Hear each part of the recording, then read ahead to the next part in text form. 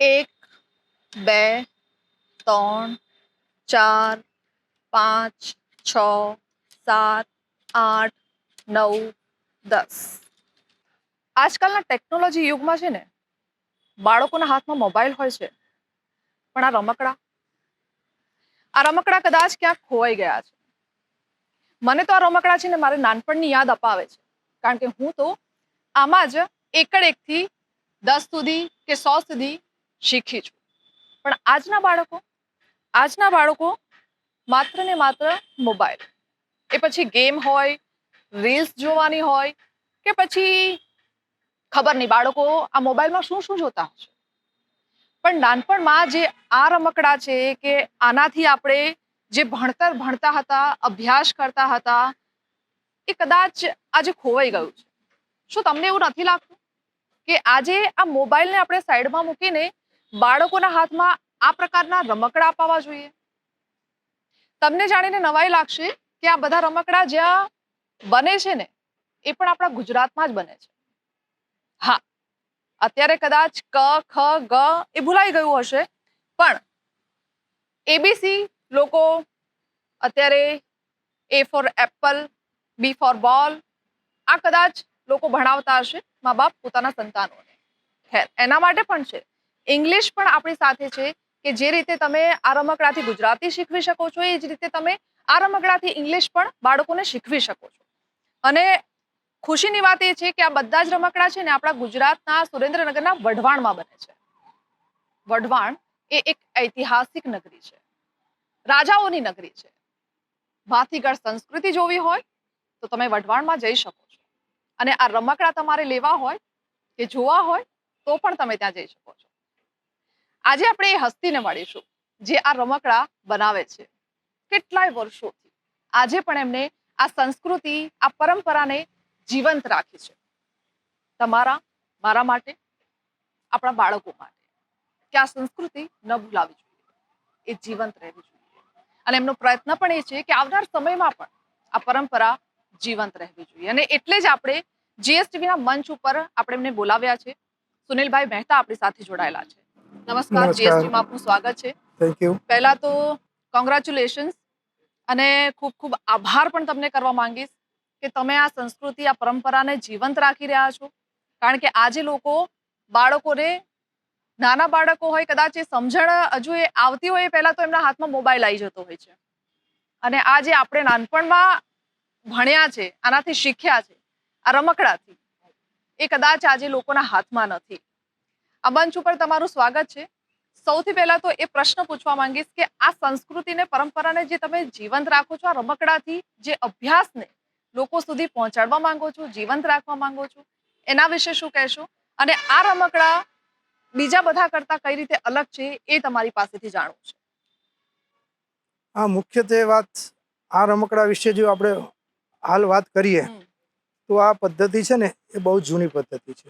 બિલકુલ. જે શરૂઆત આમ મેડમ મોન્ટેસરી, જે મેડમ મોન્ટેસરી આવેલા અને વિશ્વવ્યાપી ઉપર, વિશ્વ સ્તર ઉપર એમને મોન્ટેસરી પદ્ધતિનો ખૂબ વ્યાપ વધારેલો, એમને પ્રવૃત્તિ સારી કરે. ત્યાર પછી આમ જોઈએ ને તો આ વ્યાપને વધારવામાં વધારેમાં વધારે જે મહત્વ જો કોઈ આપ્યું હોય તો આપણા ગુજરાતી. અને ગુજરાતીઓ જ્યાં હોય ત્યાં તો કઈ વાત કહેવાની આવે જ નહીં. ગુજરાતીઓ હોય ત્યાં નંબર જ આવે. એટલે એ કામ આપણા ગીજુભાઈ બધેકા અત્યારે જે ટકી રહ્યું હોય, આ જે કંઈ ચાલી રહ્યું હોય, અને આ જે પાયાનું અત્યારે શિક્ષણ જે છે, તો ગીજુભાઈ બધેકાએ ખૂબ કામ કરેલું. અને ભાવનગરની અંદર દક્ષિણામૂર્તિની સ્થાપના થઈ ત્યારે ગીજુભાઈ 1940ની આસપાસ. અને આ રમકડા જ્યારે વાત થઈ કે ભાઈ આના વિશે જે ચર્ચા થઈ કે બાળકોને રમકડા આપવા તો કયા પ્રકારના આપવા, શું કરવું, બાળકોને વિકાસ થાય, ગમ્મતની સાથે જ્ઞાન મળે. બિલકુલ. અને બાળકોને એ સમયમાં પણ એવું થતું કે પુસ્તકીય જ્ઞાન ન આપવું, માત્ર ભણતર જે ભાર વગરનું જે હોય એ રીતનું અભ્યાસક્રમ કરાવવો. તો એની અંદર મૂળભૂત જે રહ્યું એ આ સાધનો છે. અને હાલની અત્યારે જે શિક્ષણ નીતિ ચાલી રહી છે 2020, એની અંદર આ શિક્ષણને ખૂબ અત્યારે મહત્વ આપી રહ્યા છે. અને આ શિક્ષણ જે અત્યારે આપણે જે ઉપયોગમાં લઈએ આ સાધનો હમ, તો અત્યારે ખૂબ ઉપયોગમાં આવ્યું છે અને સરકાર પણ આના ઉપર પૂરતું ધ્યાન અત્યારે આપી રહ્યું છે. હમ, ગીજુભાઈ બધેકા જે રહ્યા હમ, એમને જ્યારે પહેલી મુલાકાત એકવાર થઈ, મેડમ મોન્ટેસરી સાથે મુલાકાત એમની થઈ નહોતી. પહેલી મુલાકાત એમને વિક્રમ સારાભાઈને ત્યાં કરવાની હતી. હમ, મોન્ટેસરી પદ્ધતિ ઉપરનું આજે સાધનો વિશે એમને જાણેલું વિક્રમભાઈ સારાભાઈ, તો મારા બાળકોને પણ આ શિક્ષણ મળવું જોઈએ હમ, એવો એમને વિચાર આવ્યો. તો એમને એ સમયમાં એ મોટા ઉદ્યોગપતિઓ હતા અને વૈજ્ઞાનિક, તો એમને એમ થયું કે મારા જે બાળકો છે એ ત્યાં નહીં જઈ શકે. એ વખતે કઈ એટલી બધી પેલી નહોતી. એમને એવો વિચાર મૂક્યો કે મારા છોકરાઓને હમ, અભ્યાસ માટે તમે જો અહીંયા આવો અને કંઈ શીખવાડો ને કંઈક કરો. તો એ વખતે પહેલી મુલાકાત એમને મેડમ મોન્ટેસરી સાથે થઈ હતી. બીજી મુલાકાત એમને મેડમ મોન્ટેસરી અને ગીજુભાઈ બધેકાની હમ, થવાની હતી, પણ કોઈ કારણોસર હમ, મેડમ મોન્ટેસરી સાથે ગીજુભાઈ બધેકાની મુલાકાત થઈ નહીં. હમ, એટલે એ સમયમાં વિક્રમ સારાભાઈના જે સ્તનો છે એ પણ આ અભ્યાસક્રમ ઉપર જ ભણેલા છે, આના ઉપર પૂરતું ધ્યાન આપેલું છે. હમ, અને આપણે જ્યારે ભૂકંપ આવ્યો હમ, ત્યારે જે નવી શાળાઓ હોય, નવી શાળાઓ ધ્વસ્ત થઈ ગઈ હતી, એની અંદરથી સાધનો બધા લુપ્ત થઈ ગયા હતા.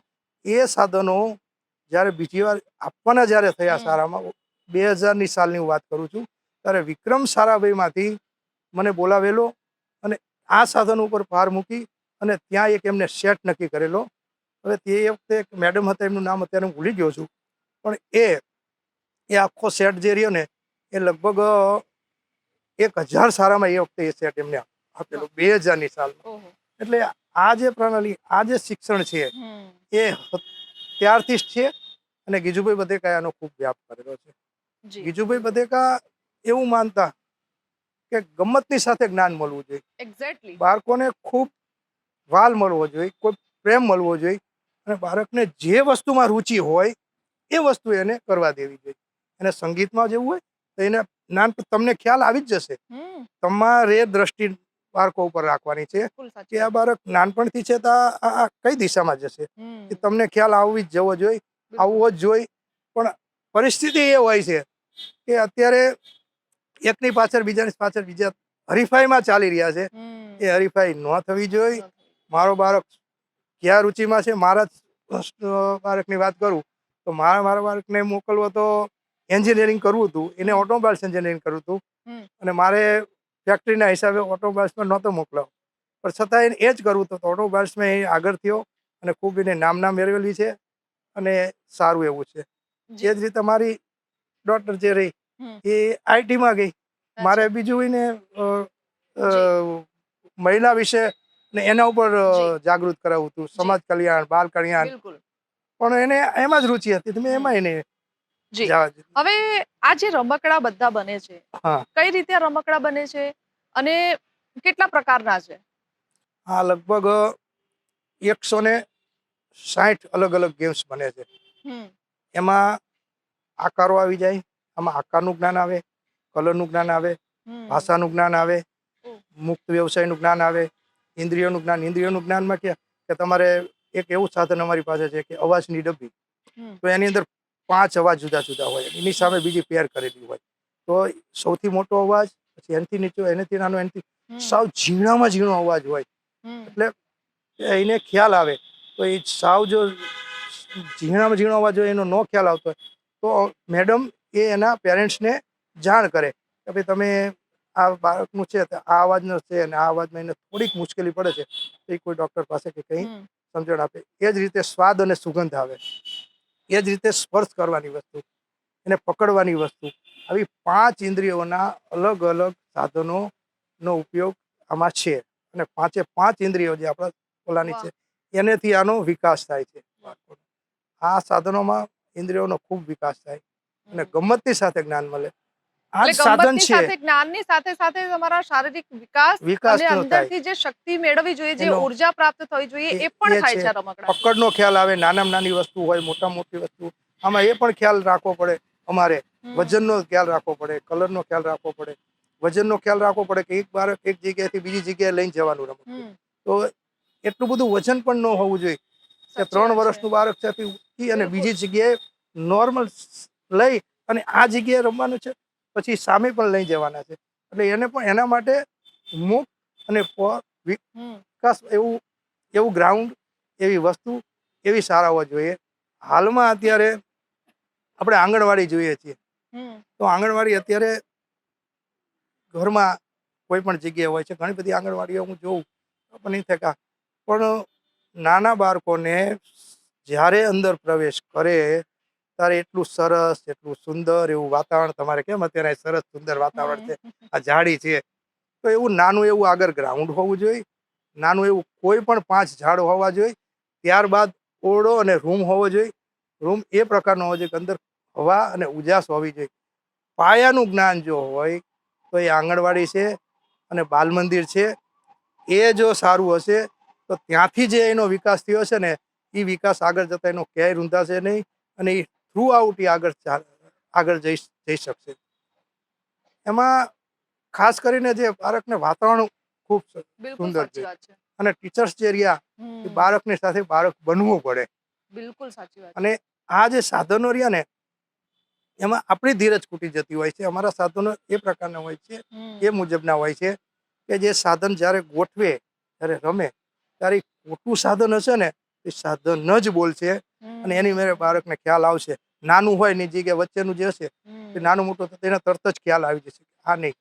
પણ આપણી ધીરજ ખૂટતી હોય છે, આવું મારું માનવું છે. અને આપણે તરત જ એમ નહીં, એને ક્યારેય નહીં કહેવાનું.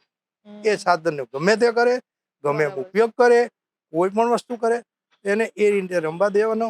અને એ સાધનથી કંટાળીને બીજા સાધનમાં જાય તો એને ત્યાં જવા દેવાનો, ત્યાંથી ત્રીજી જગ્યાએ જાય તો એને ત્યાં જવા દેવાનું. એ મુક્ત રીતે એને રમવા દેવાનું. બિલકુલ. અને જો પ્રકૃતિ વચ્ચે તમે જેમ કીધું કે થોડા ઝાડ હોવા જોઈએ, થોડુંક નાનું પ્લે એરિયા જેવું હોવું જોઈએ, અને આ પ્રકૃતિ વચ્ચે જો જ્ઞાન સાથે, ગમ્મત સાથે જ્ઞાન મળતું હોય તો એનાથી વધારે ઉત્તમ તો શું હોઈ શકે. બિલકુલ સાચી વાત કરી વર્ષો તમે. પહેલા રવિન્દ્રનાથ ટાગોરની પહેલું જ હતું કે આ સારા કરશો સારા માટે. એમને પહેલો જવાબ આપેલો, મારે ક્યાંય રૂમ નહીં હોય, મારે ક્યાંય ઓરડા નહીં. મારું એ રીતનું શિક્ષણ હશે કે એને જે રહ્યું ને પ્રફુલ્લિત વાતાવરણ એ રીતે. અને શાંતિ નિકેતન પહેલી સંસ્થા રવિન્દ્રનાથ ટાગોરે કરેલી અને એનો ખૂબ સારો એવો લોકોને પહેલા મળેલા છે અને એનાથી સારો અભ્યાસ પ્રાપ્ત કરી શક્યા છે. હવે આપણે એ જાણવું છે કે મોન્ટેસરી શિક્ષણ પદ્ધતિ છે જે આજની શિક્ષણ પદ્ધતિ સાથે કઈ રીતે જોડાયેલી છે. અત્યારે જે આપણે 2020 શિક્ષણ નીતિ, નવી શિક્ષણ નીતિ અત્યારે આવેલી છે. હવે એની સાથે અત્યારે આપણે પહેલા ધોરણમાં જે સ્ટાર્ટ હતું એની જગ્યાએ અત્યારે સરકારશ્રીએ પહેલા બાલવાટિકા ચાલુ કરેલી. હવે બાલવાટિકા ચાલુ કરવા માટે અત્યારે નવી શિક્ષણ નીતિમાં આ વસ્તુનો ખૂબ ભાર આપેલો છે. આ વસ્તુથી રમાડવા માટેની રમાડો, અને ત્યાં એ રીતની જ અત્યારે શરૂઆત કરેલી છે કે ભાઈ એમને કોઈ અભ્યાસ નહીં, ગમ્મતની સાથે જ્ઞાન મળે, એ દિશામાં અત્યારે કામ થઈ રહ્યું છે. અને આ દિશામાં અત્યારે કામ આગળ વધશે તો મારા જે વિચારો છે, મને જે વિચારો આવે છે, જે મુજબના બાળકોને જે વસ્તુ જોતી હોય એ મળી રહેશે. પણ એક આ અત્યારે જરૂરી છે કે જે આંગણવાડીઓ છે એ જે અંદર હોય એના કરતાં પ્રફુલ્લિત આંગણવાડીઓ બને અને સારામાં સારું રહે. પહેલું વાતાવરણ સારું જોઈ, ત્યારબાદ જ રમી શકે. વાતાવરણ સારું ન હોય તો બાળકને કંટાળો આવે ને. સાચી વાત છે. પણ આજનો સમય એવો છે ને કે લોકો બાળક જન્મે ને થોડું મોટું થાય ને એટલે તરત જ મમ્મી પપ્પા મોબાઈલ પકડાઈ દેતા હોય છે. બાળક રડે એટલે મમ્મીને પણ થોડુંક એમ થાય કે યાર હવે રડવાનું બંધ કરે એટલે સારું, એટલે એને મોબાઈલ આપી દે. અથવા અત્યારે તમે જુઓ તો માર્કેટમાં ચાઇનાના રમકડા પણ એટલા બધા જોવા મળે છે કે સસ્તા મળતા હોય એટલે મા બાપ એને ખરીદી લે અને આપી દે, એટલે બાળક રડતું બંધ થઈ જાય અને ખુશ થઈ જાય. તો મારો સવાલ એ પણ છે કે આજે જે ચાઇનાના રમકડા બહુ મોટા પ્રમાણમાં મળે છે માર્કેટમાં, અને મોબાઈલ ઇઝીલી મા બાપના મોબાઈલ હોય એટલે લઈ લે.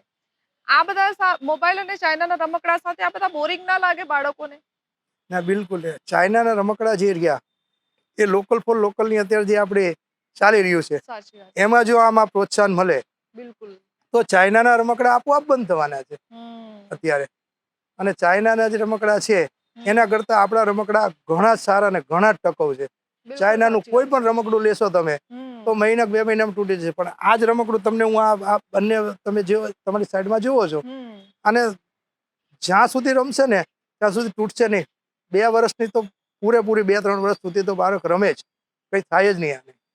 અને ફૂલ ટકાઉ અને સારું વુડન, સારો કલર અને ફિનિશિંગ સાથે આપણે બનાવીએ છીએ. તો સર આના માટે હવે આપણે શું કરવું જોઈએ? શું સરકારે પ્રયત્ન કરવો જોઈએ? કે કારણ કે ચાઇનાના તો એટલા બધા રમકડા અને એટલી બધી વસ્તુ પ્રોડક્ટ બજારમાં આવી રહી છે. આપણી જે સર લોકલ ફોર વોકલની વાત તો કરે છે, પણ એને પ્રોત્સાહન કરવા માટે શું કરવું જોઈએ? ઇવન સરકાર નહીં, હું તો લોકોનું પણ કહું છું કે લોકોએ પણ કઈ રીતે આગળ આવવું જોઈએ આમાં? લોકલ ફોર લોકલની જે આપણે જે વાત ચાલી રહી છે, સરકારના પ્રયત્નો ખૂબ સારા હોય છે. સરકારના પ્રયત્નો સારા જ છે, આજની તારીખમાં સારા છે, એમના વિચારો પણ સારા છે. પણ ઇમ્પ્લિમેન્ટ જે થવું જોઈએ, જે આગળ જે એના પછીના જે લોકોનું કામ હોય. હું તો અત્યારે મારો સન સંભાળે છે ફેક્ટરી. હું એને કહી દઉં કે ભાઈ આ તારે કરવાનું છે, પણ એને પછી એ જ રીતે એને કરવું છે. પણ એ ન કરે તો એ મારી ભૂલ કહેવાય. મારે ઇમ્પ્લિમેન્ટ એની પાસે કરાવડાવવું જ પડે. આ જ રીતે પણ એ જે આપણે અહીંયા છે એ આપણે કરાવવાની જરૂર છે કે આ રીતે થવું જ જોઈએ. કેમ નથી થતું તેના પર બીજા પર ત્રીજા પર માણસ રાખી અને એ જ પ્રમાણેનું કામ આપણે ચોક્કસ કરાવવું જોઈએ. બિલકુલ સાચી વાત છે. સર હવે છેલ્લો એક પ્રશ્ન એ છે કે આ રમકડા બનાવવાનું, આ પરંપરાને જાળવી રાખવા માટે વઢવાણ શહેરને કેમ પસંદ કર્યું? કેમ અમદાવાદ કે બીજા કોઈ શહેર નહીં? બહુ જ સરસ પ્રશ્ન છે આપનો. આનો બહુ મોટો ઇતિહાસ છે અચ્છા. કે આપણે મેડમ મોન્ટેસરી અને ગીજુભાઈ બધેકાની જે આપણે બધી ત્યારે એક વૈજ્ઞાનિક દ્રષ્ટિએ વૈજ્ઞાનિકના પ્રયોગો કર્યા એના ઉપર અને ઘણી બધી વસ્તુઓ ઉપર એમને રિસર્ચ કર્યું. જુદા જુદા પ્રયોગો ઘણા બધા બાળકો ઉપર કર્યા અને એ પ્રયોગોમાં સક્સેસ આ પ્રયોગ થયો. ગીજુભાઈ બધેકાએ જે પ્રયોગો કર્યા એમાં આને વધારે પ્રોત્સાહન આનેથી મળ્યું કે એ વખતે જ્યારે પ્રયોગો થયા ત્યારે બાળકો આનેથી જ રમશે. ભાર વગરનું ભણતર આ જ છે અને સારામાં સારું જ્ઞાન આનેથી જ મળશે. તો આ રમકડા જે રહ્યા એ બનાવવા માટે કોણ? એટલે એ વખતે તો 4, 5 કે 6 ગેમ્સ જ હતી. તો ભાઈ આવું બનાવશે કોણ? આવું કરશે કોણ? આવું એટલે એ જમાનામાં જ્યારે ગીજુભાઈ બધેકાની એની ટીમ હતી, એમાં અત્યારે હું આજ ગાંધીવાદી સંસ્થા છે હરસાળા, જે અમારે બહુ જૂની સંસ્થા છે, ગાંધીવાદી સંસ્થા છે, એમાં હું અત્યારે કારોબારીમાં છું. ત્યાં મારા કાકા એ કારોબારીમાં હતા, ત્યાર પછી હું આવેલો છું. એ કારોબારીના સભ્ય અમુભાઈ દોશી કરીને હતા. એ અમુભાઈ દોશી જે રહ્યા એ જૈન હતા. એટલે એમની સાથે મિટિંગ થઈ ગીજુભાઈ બધેકાની અને એમને વિચાર કર્યો કે આવા રમકડાનું ઉત્પાદન આપણે કરવું હોય તો ક્યાં થાય. એ હતા. પછી જટાશંકર મિસ્ત્રી કરીને હતા બ્રાહ્મણ, રાવલ હતા, પણ જટાશંકર મિસ્ત્રી તરીકે ઓળખાતા. અને એમને વઢવાણમાં અમે આ સાધનો બનાવશું અને બાળકો માટે તમે જ્યાં કહેશો ત્યાં પહોંચાડશું. અને એ રમકડાનું ઉત્પાદન એટલા માટે વઢવાણમાં 1936નું મારી પાસે પ્રાઇસ લિસ્ટ છે, અત્યારે હું સાથે નથી લાવ્યો, એ જ્યારે બનાવતા ત્યારે. અને ત્યાર પછી 1981માં એમના વારસામાં એમના દીકરા, એમના સન અમેરિકા જવાના થયા અને કોઈ આ સંભાળે એવું નહોતું. એ સંસ્થામાં મારા કાકા અને બંને સાથે કારોબારીમાં હતા કે અત્યારે તમારા સનને શું કરે છે તે કહીને અભ્યાસ કરે. એના વારસામાં એમને મને બધું શીખવાડ્યું અને આ કામ આપણું વઢવાણનું નામ છે, આમાં વઢવાણનું નામ રહેવું જોઈએ. એટલે 2 વર્ષ માટે એમને અમે તમને જે કીધું ને ઇમ્પ્લિમેન્ટ આગળ કરવું જ જોઈએ એ ઉપર ભાર આપ્યો. કોઈ વસ્તુનો ફેરફાર નહીં કરવાનો, વુડનમાં ફેરફાર નહીં કરવાનું, કલરમાં ફેરફાર નહીં કરવાનું, માપ સાઈઝમાં ફેરફાર નહીં કરવાનું, આવી બધી સૂચના આપી અને મને એમને શીખવાડેલું. એ મુજબ અત્યારે ચાલી રહ્યું છે. એટલે એમનો વારસો મને 1981માં મળેલો અને અત્યારે આજની તારીખમાં આજ સુધીમાં મોન્ટેસરી પદ્ધતિનો પૂરેપૂરો સેટ જોતો હોય તો કોઈ પણને જોતો હોય તો બહાર ભલે બીજે ગમે ત્યાં બનતું હોય, કંઈ પણ બનતું હોય તો વઢવાણમાં જ ખરીદી કરવા આવવું પડે. અને નિરમા પણ મારા સાધનનો ઉપયોગ, નિરમા એ પણ મારા સાધનોનો ઉપયોગ કરે છે. એમની ઘરમાં સ્કૂલ હતી ત્યારથી કરે છે. ટોન્ડેન સ્કૂલ જે રહી અહીંયા યુનિવર્સિટી પાસે, એમને ઘરમાં સ્કૂલ ચાલુ કરેલી, એ પણ મારા સાધનનો ઉપયોગ કરે છે. આજે અમદાવાદ ઇન્ટરનેશનલ સ્કૂલ છે એ જે રહીને ટોન્ડેનની બીજી શાખા, એ પણ મારા સાધનનો ઉપયોગ કરી રહ્યા છે. એક મોબાઈલ ઉપરની અત્યારે જ્યારે આપણે વાત કરી રહ્યા હતા ત્યારે આજથી લગભગ 3 કે 4 વર્ષ પહેલા કલાગ્રામ કરીને એક મેગેઝિન આવે છે. એ મેગેઝિનની અંદર આ મોબાઈલથી બાળકોને કેમ દૂર રાખવા એ મેગેઝિનની અંદર પણ લેખ આવી ગયેલો છે. અને ગુજરાત સમાચારમાં પણ પિન્ટુભાઈ તરફથી આના વિશે વિસ્તૃત જાણકારી આપેલી છે. કલાગ્રામમાં પણ છે અને ગુજરાત સમાચારના લેખમાં પણ આ ઉલ્લેખ કરેલો છે. અને આજે આપણે બીજી વાર પણ એને જ ઉલ્લેખ કરીએ છીએ કે બાળકોને આ રમકડા આપશો તો એનાથી 100% એનાથી એને પૂરેપૂરું બળ મળશે અને મોબાઈલથી બાળક દૂર રહેશે એ મને ખાતરી છે. બિલકુલ બિલકુલ. ના, આશા રાખીએ કે આ પરંપરા જળવાઈ જ રહેવી જોઈએ અને આ વારસો આગળ વધવો જ જોઈએ. અને હું પણ તમને એ જ કહેવા માંગીશ કે જો ગમ્મત સાથે તમારે જ્ઞાન આપવું હોય ને બાળકોને, તો આ સાધનો બાળકો માટે બેસ્ટ છે. તમે તમારા બાળકોના હાથમાં એ મોબાઈલને છોડાવો અને આ બધા રમકડા આપો, જેના કારણે તે જ્ઞાન તો પ્રાપ્ત કરી શકશે, પણ મન પણ એમનું પ્રફુલ્લિત રહેશે. અને જેમ સરે વાત કરી કે એક એવું વાતાવરણ બાળકો માટે ઊભું કરવું જોઈએ, જેના કારણે જ્યાં એ પ્રફુલ્લિત રહે, એમનું મન શાંત રહે અને આ ગમ્મત સાથે એ જ્ઞાનને પ્રાપ્ત કરી શકે. અમારી વિશેષ રજૂઆતમાં અત્યારે બસ આટલું જ. નમસ્કાર.